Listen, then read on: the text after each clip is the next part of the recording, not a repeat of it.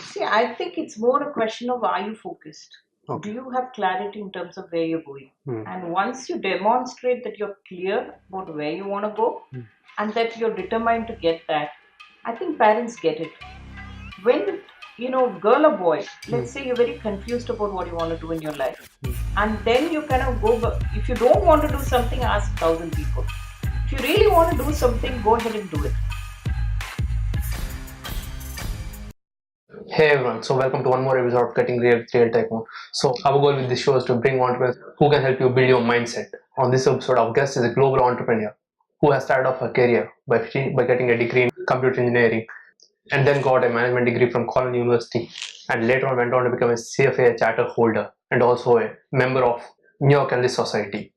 And looking at the things she has done in the past 2 decades is absolutely stunning, which ranges from driving gamuts of functions and risk management, innovation and technology, advisory outsourcing, and a lot more. She also worked on handling multi-billion-dollar portfolios of Fortune 100 companies which had a revenue of almost $600 million. And besides that, she has also anchored multi-million-dollar deals that are worth almost 300 to 780. That's not at all a joke. Besides that, she has also received many global entrepreneurship awards, which are from organizations like IWLF, DataQuest Weekly, and many more. And currently, she is president of Bahwan Cybertek and independent director of Mahindra Sanyo, and also an independent director of Altran Technologies. That is almost like 2.2 billion euros worth company. I'm really happy to have her on the show. The woman herself, the one of the Asia's most powerful women, the global entrepreneur herself, Ms. Jaya Vaidyanathan. Thank you so much for being on the show, man. Thank you, Vamsi. Thanks for having me. So first of all, it's like I'm really excited to have you on the show because it was really unexpected that I could have such a huge personality on this particular show. It was just a starting of show.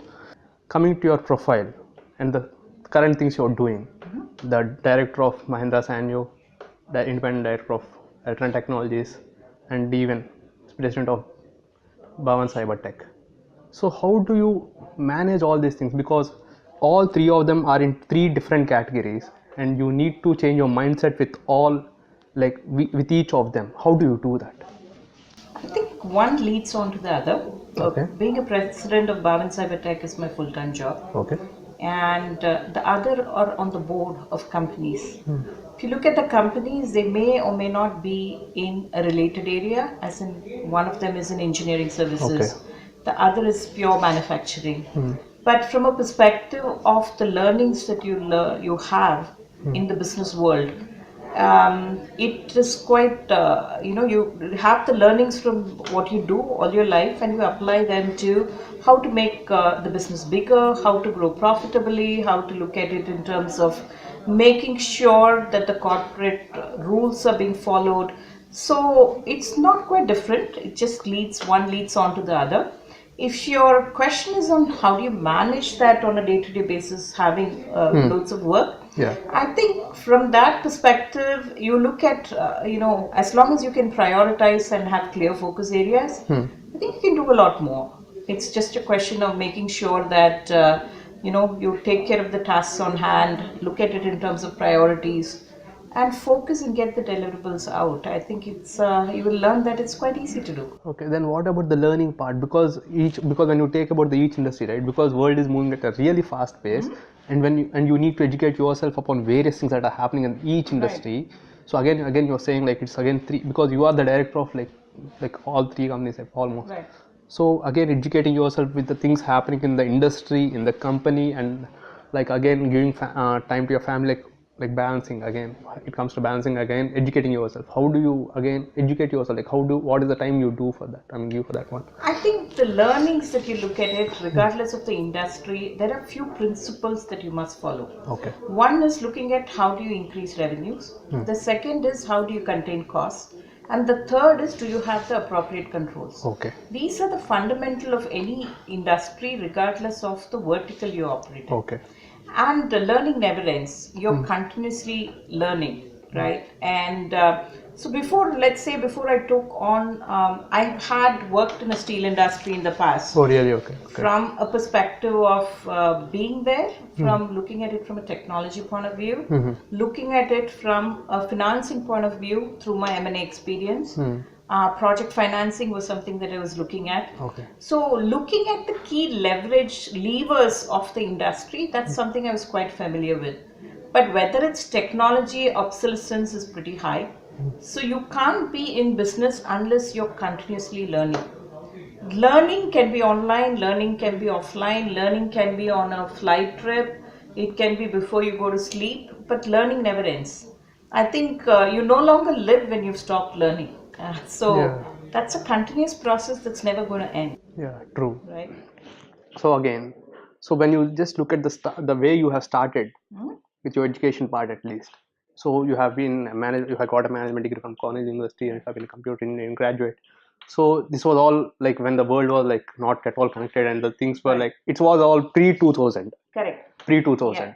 So when it comes to pre 2000, like how could you make it happen? Because the sexism and all these, they are like tried into, like all these are true things. Right. Like how could you just make them happen? I think where there is a will, there is a way. Okay. So it's a question of wanting something really badly. True. And then you go after that. Unless you dream big, you're never going to get there, right? So I was quite focused. I knew that management was what I wanted to do. Though Okay. I did start with an engineering degree in computer Was science. there, I'm sorry to interrupt, but was there anyone who like guided you within the family or outside the family? Was there anyone? No, but I could see that I think it's important to learn what your passion is and to start pursuing that in a manner that you get there. So from my perspective, I wouldn't say that there wasn't anybody that was pushing me towards go in for a management degree, but that was something that it was clear that I wanted to do it, and I was quite focused that I wanted to do it in the US. And the reason I wanted to do it in the US was more, I did feel that there was a lot more practical learning at that point of time Okay. rather than theoretical learning. Okay. So it's experiment, case based approach to learning and looking at a lot of on the field experience. So I wanted to do it in the US. Okay. It was just a question of a few other things, right? When you say in the 90s, it was not an open economy yet completely. And compared to what we can afford for our children, it wasn't parents wouldn't think of a destination outside India as a choice for an education. So I think the greater challenges were to look at it in terms of convincing the family that this was the right thing to do, making sure that you were well financed to get through that education, Right. and then looking at options of how do I make that happen. So in my case, I did get into pretty much all the top business schools, but I did choose Cornell because there was a financial impact as well, in terms of support or a scholarship and the kind of financing I got with it. That led my choice. Whereas if you look at somebody today, maybe it would be purely based on the pros and cons of each choice, and you may or may not look at financing options. So there were deviations in terms of that, but I think overall, it was just that I have been focused all my life. So if there is something that I think I want to do it, I go out there and get it. And in terms of like balancing work-life balance and all those other issues that you talked about, that is a certain priority, and I have made some changes to my career all along so that I can focus on my family as well. Really? Okay. So if it involves a lot of traveling in my early years, I moved from investment banking to management consulting because the hours were like, you work 18 hours a day. So that was those kind of choices I did make, especially when you have a kid and that's part of what you need to raise and other things. So I think the only choices that come from saying, did you make anything changes or shifts? Those shifts were voluntary in a sense that those are things that I wanted to focus on. So I would come back to the message and say, stay, as long as you stay focused and you have clarity where you're going, the rest just falls into place. Okay. So coming to the again a bit deeper. So when it came to convincing your family, like was there any difficulty, because I told you like it was again pre 2000, like the things were very pretty much closed for women, and even again it's again like getting into the other country, right? How was the convincing part? I think my parents have always been supportive in terms of both my educational choices as well as career. I mean, I wouldn't be here but for, I think, the strong support I had from my parents in making that happen. True. Right. So that was the easy part. Getting the rest of the chips in place, I think, was the harder part. Right. It was absolutely like completely opposite what I thought actually. No, not at all.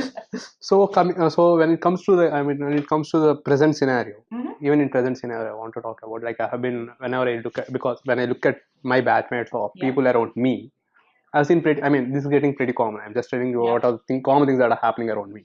So I see, like, girls getting married just after getting graduated, or couple of years after graduation, they're getting married, and like the importance of professional success is actually being undermined.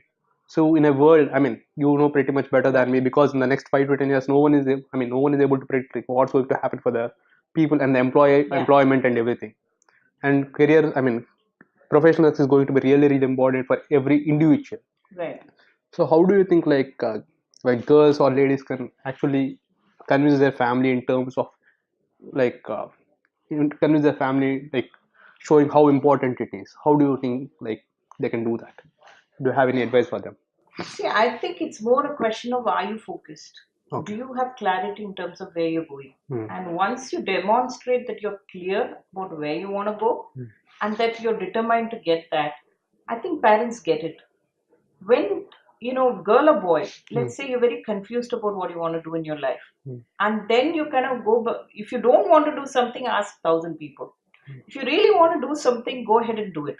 That would be my advice. Okay. So, in terms of, even if you're looking at your parents and you tell them that I'm very clear and you're convinced, and you not only say I want to go there, but you also demonstrate how you want to go there.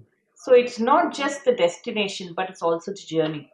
As long as you can have total clarity in terms of what you want to be, then I don't think it's going to be a problem in terms of convincing them, because parents absolutely want what's the best for the kid. So I don't think there's an issue in it. The issue comes when you're confused about what you want in life. When you don't have your clear focus, when you don't have your priorities right, and you're saying, do I have to do this or do I have to do that? So when it comes to those kind of things, you're not clear. That's when things get lost in all of that confusion and chaos.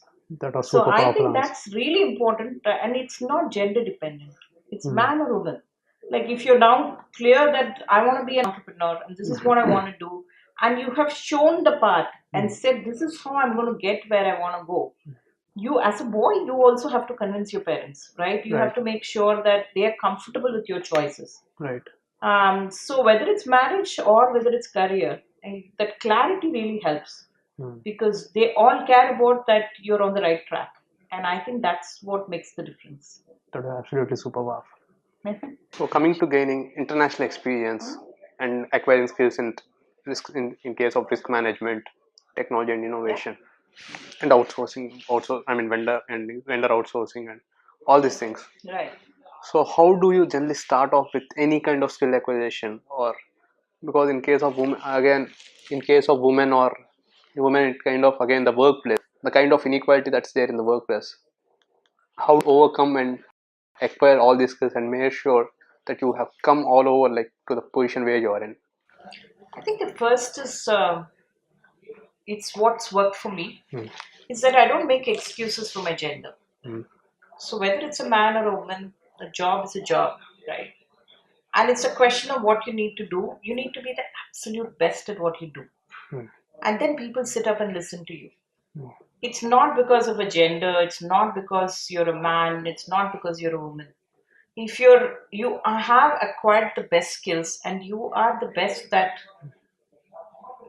you're the best for the job, then I think gender goes out of the window. It may be an initial bit of furore or an excitement about your gender, but most often I do forget this gender thing. I mean, I'm a manager, I grad at my workplace, so whether I'm running a business, that's what is important, not the gender. I think it's that it does. Am I like ruling out saying there is no inequality? That's not what I'm saying. I'm just saying that, be the best at what you do. And then things will fall in place. Because then people recognize you for the value you bring. And, gender is not a consideration for that job. Having said that, there is inequality at a workplace. There are issues that need to be sorted out through multiple interventions. Some of them through legal, some of them through policy, some of them through HR, some of that is a mindset. So, have you seen inequality at the workplace? Absolutely. But how do you kind of get that experience? It's man or woman, as long as you're passionate about a particular topic and you have a clear focus and priorities coming back through the mantras, you would go out and seek that knowledge. And as long as you're a leader and you're confident in the topic that you are expected to perform at, I think rest all falls, the chips fall in place. So post 2000 or post 2003, whatever, what I understood of personally, I mean, looking at just the patterns, it's like the internet have completely changed the workplace. It doesn't matter who you are, like I mean, I'm trying. It doesn't matter who you are, like even if you are an alien, if you are a minority, if you are a transgender, it doesn't matter. It doesn't matter. Like no one gives a fuck about who. Like even if you are unequal, like no one is going to listen to it, right? So that's what I have been trying to. I just understood. Like in case you are really trying to do something, in case of even entrepreneurship, you just sit behind the internet, and no one is going to see you.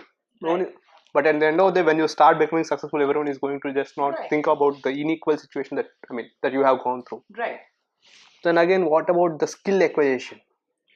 So generally in the world, as we have discussed, like just before the interview just started, as we have discussed, like there's a huge gap in between in Indian, at least in Indian education system.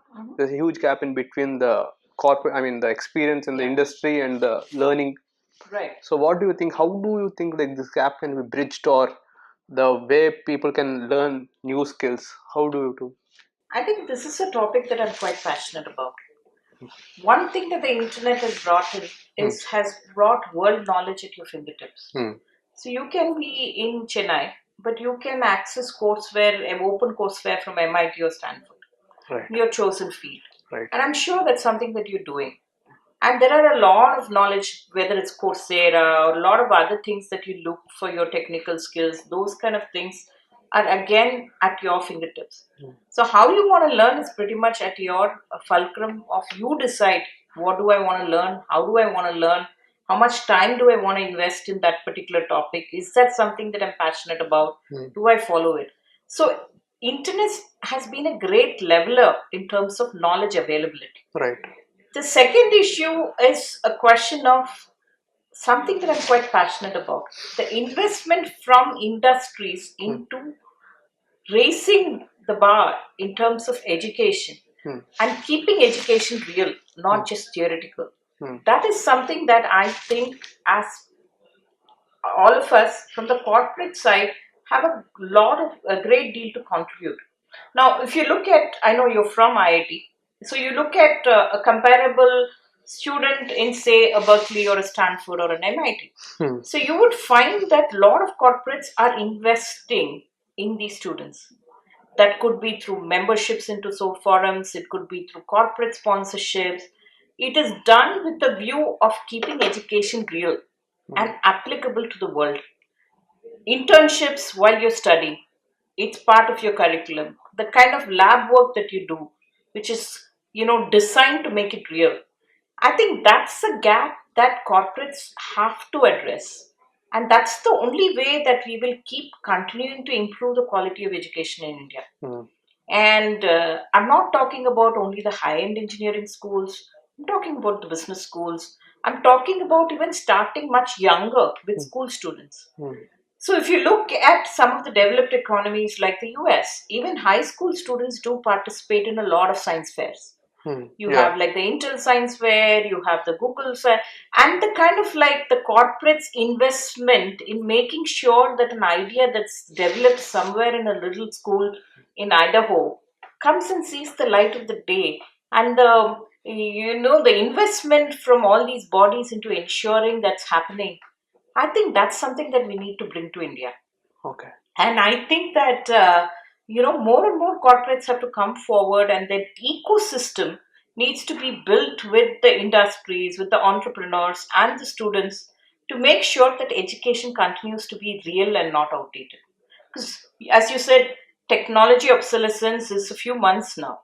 So by the time you finish 4 years in an isolated cage and talk about, this is what I've learned, what you've learned becomes irrelevant when you come out. Absolutely. So it needs to be current at any point of time, and that's really important in making sure that's happening.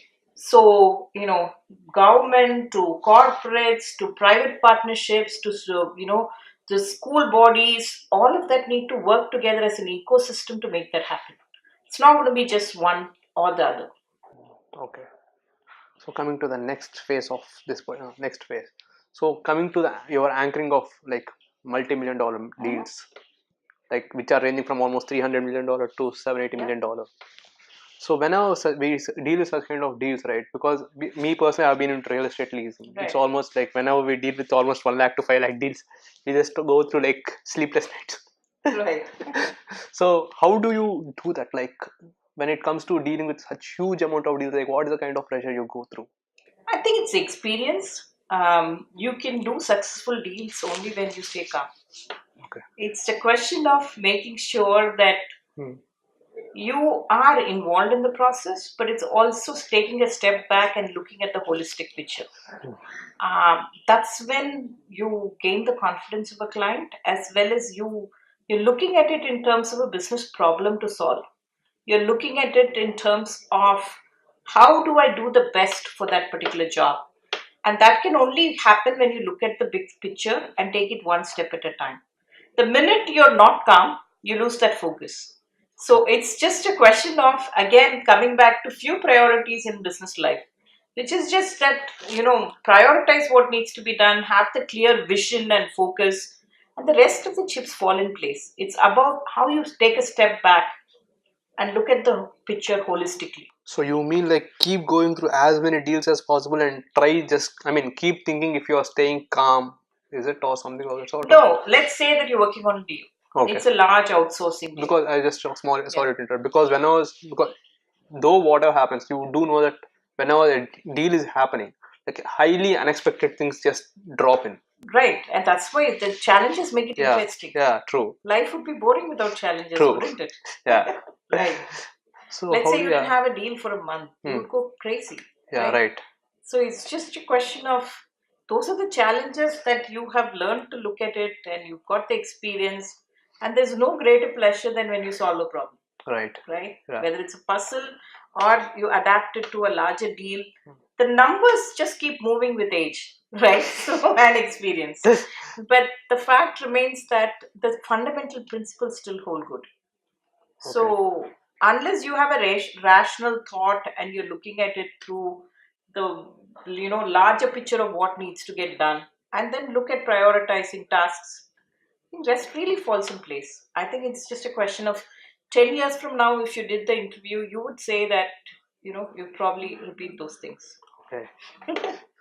So coming to principles, again, so whenever you just look at any speech of Ray Dalio, he always talks about principles. Right.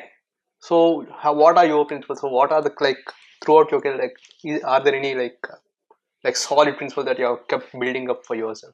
I think ethics matter the most, because there are deals that you get which are not, it's just being true to your core values. And core values are something that you've grown up. It's not going to change. If, it's what you've been living with all these years. So I think being honest, being ethical, being hardworking, those are core values, right?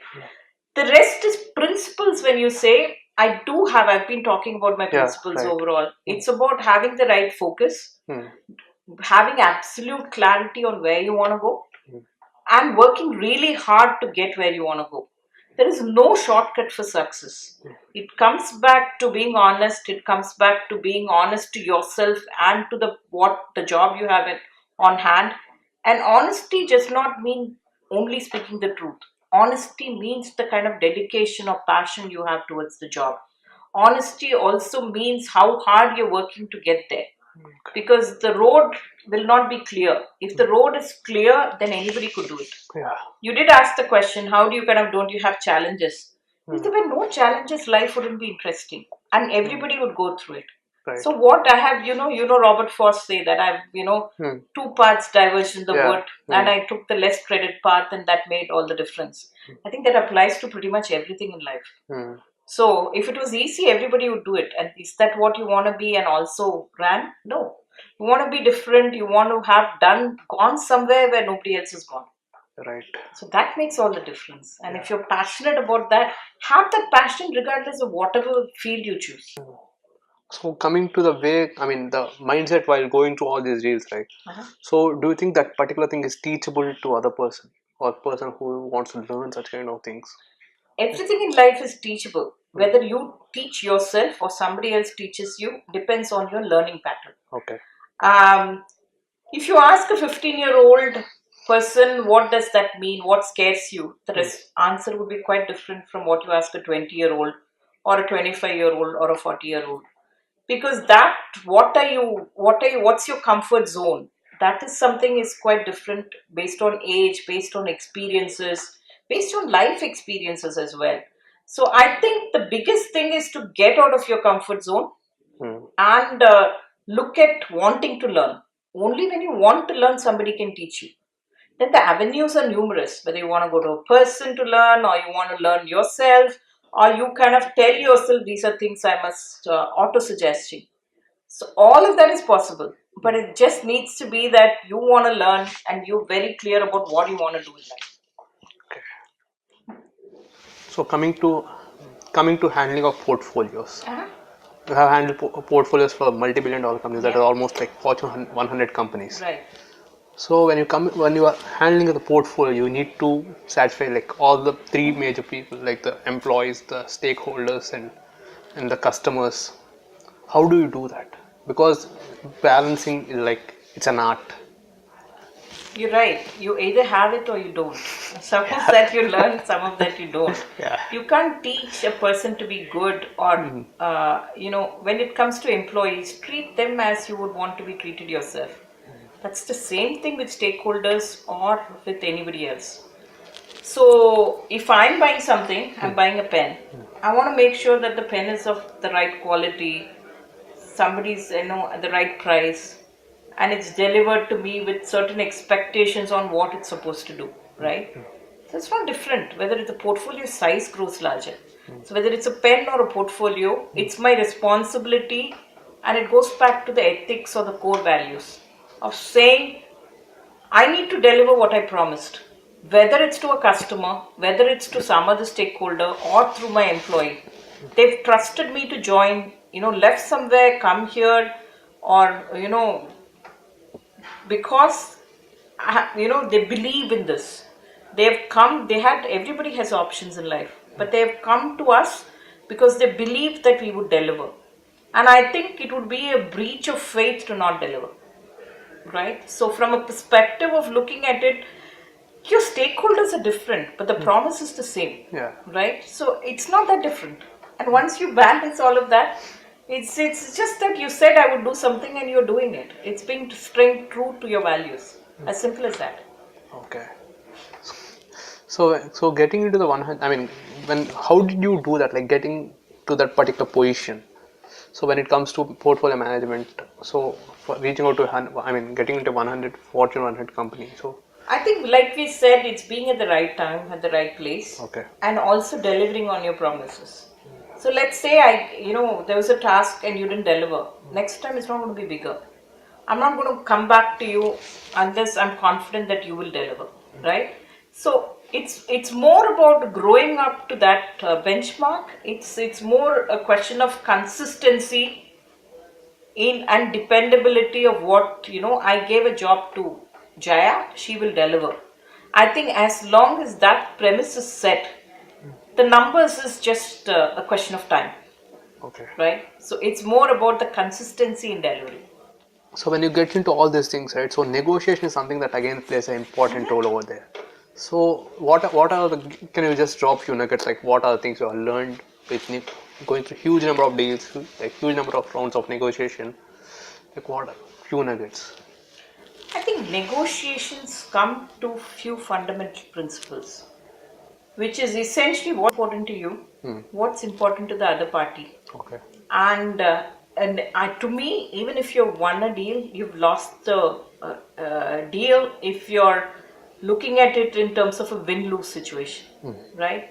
Both parties need to go away from the deal feeling good about the deal. Okay. And that can only come when I understand your priorities, you understand my priorities, and we have a common ground where we meet. And both of us come back feeling happy about what we have done, right? So it may be that party A is looking at, a cost kind of situation, or they're looking at a trust-based situation. I'm going to sell off this company, or I'm going to, exit this company, but I want to make sure that my employees are taken care of. That could be something that party A is looking for. Party B is looking for, yes, I need this revenue, but at the same time, I'm making sure that your priorities are addressed. It just becomes much more easier to negotiate a deal when you find that common ground and take the time to understand the positions of the opposite party. Okay. Right? And it's more about not walking away with I won it all, but looking at it in terms of really a trust gets developed when you understand the common goals. And you take the time to listen to the other person to understand what their priorities are. So it's like going through like multiple number of discussions again and again to understand. It usually happens in pretty much every deal. I mean, you grow, you're a trusted partner. That's what you need to go away with, right? And you will be working on it for a number of months. And in the months, it's more than the commercial value. Pretty much more than 80% of the deals are on the basis of, I trust this person. This is a person that I would like to converse with. Is there a chemistry? Is there something that I can, believe that this person will do what he or she is saying? I think that is where the deals are made. Okay. So getting on to the next side of the interview. So who comes to your mind when you listen to the word successful? See, it depends on how you define success. Okay. So success, if you look at it in terms of the business world, corporate success, I'll be repeating what a lot of people said. You can look at it and saying, CEOs of pretty much top companies. You can name female CEOs, you can say Indra Nooyi, very successful, Sundar Pichai. These are all answers that you would get pretty much on Steve Jobs and all that kind of stuff. But success is what you define for yourself as success. So if it's Mother Teresa and she said, is she successful? The answer is yes. Yeah. Her passion was to give back to society. Is that something she's successful about? Absolutely yes. We all remember that. Bill Gates' top-notch success of his career, did he have to give away all his wealth? That's a passion. It's successful because he's going to leave a legacy where people remember him long past after he's gone. So success is something, it's a word, but what it means to you is something that differs. So I think success is when you look back, when you're breathing your last, you look back with contentment at the life you've led and then say, these are the top things I wanted to do and I've done that.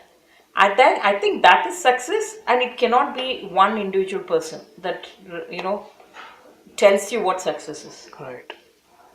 Then. So let's say you asked your mom, what is success to you? She will say maybe, making sure that my kids are, well adjusted and become good human beings. And they're, whether it's academic success or they remain, wonderful human beings and somebody that people look up to, that may be the success factor. So we all have different facets to our life, and success by itself means a lot of things. Then what about coming to beliefs? Yeah. So what is one belief that you have that other people treat it as insane? I don't know if you've read the book Insanity by Cameron Jayashree. I haven't read it. It's an interesting book. Okay. So in that he says, insanity is nothing but sane people who know too much. So insanity by definition is sane people who know too much. Okay. So I don't know, you must have watched Alice in the Wonderland. She says, I don't want to go to a place where there are mad people. And he said, well, all of us are mad. Otherwise, if you weren't mad, you wouldn't be here. So I think it's just a definition of insanity. It's different. Again, I would give a classic consultant answer, says it depends. But speaking my opinion, and being honest about my opinion regardless of the cost that entails. I think that people consider a little bit insane, and I am insane in that sense, and I'll continue to be, because speaking the truth always and speaking what's on your mind always, it's something that corporate world, it works sometimes, it doesn't, but you still stick on to your beliefs. I think that would be a version of insanity as well. Right. So before going to the final question, Sure. just how can people reach you out, or where can people find you information about you or anything else? I think you did that. You Googled and you found a lot of me on on the net, which is why you're here. And you can always reach out to me either through email, and I think I'm on the public domain as well. Okay. So I don't give phone numbers online, but Yeah. email is a good. We make sure the mail ID is just available so that anyone can reach you for guidance. Absolutely. So coming to the final question again. So what are you obsessed about? I'm obsessed about doing the right thing. So doing the right thing, again, I'm always giving you a little bit of keywords, because doing the right thing is not easy, because it comes with its own set of challenges, because there are a lot of situations where you have to make choices. But I think from my core belief, doing the right thing is more about going back to your core values and never give up on what your fundamental values are, whether it's ethics, whether it's about passion, whether it's about focus. So these are things that make you you. So not letting go of that is what I'm obsessed about. Okay. So thank you so much for being on the show. Thank you. So hope I have added some value through this. One of the global entrepreneur. Thank you very much.